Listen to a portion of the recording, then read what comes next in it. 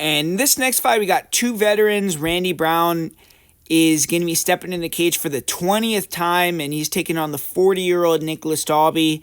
Randy Brown, he signed to the UFC when he was just 6-0, and he's gone 13-6 in 19 UFC fights so far, so done really well and kind of grown up in the UFC.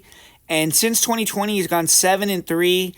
His last fight versus Brian Battle is probably the most bitter loss to swallow for Brown. It was an extremely close split decision.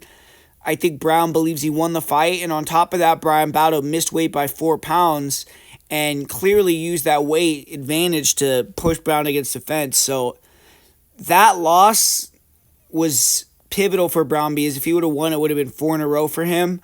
But now he's going to have to reset. He's facing Nicolas Dalby, who's in a similar position. Dalby, he is 6-2-1 since re-signing with the UFC in 2019.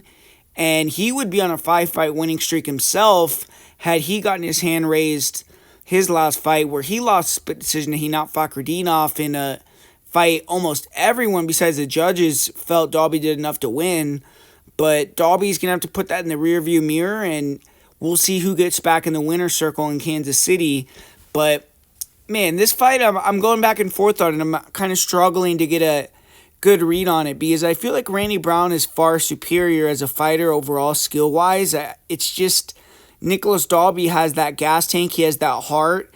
He has that grit, and he's going to keep pushing. He's going to really be high volume and try to make it a dogfight. And Randy can sometimes let fights be too close or slip through his fingers.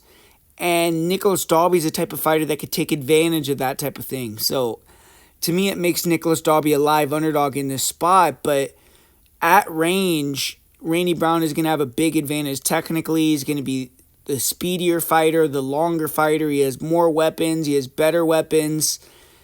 And I just think he can control the clinch. I think that he can reverse Dalby if he clinches him up against the fence, put his back on the cage, maybe even get Dalby on his back, take him down.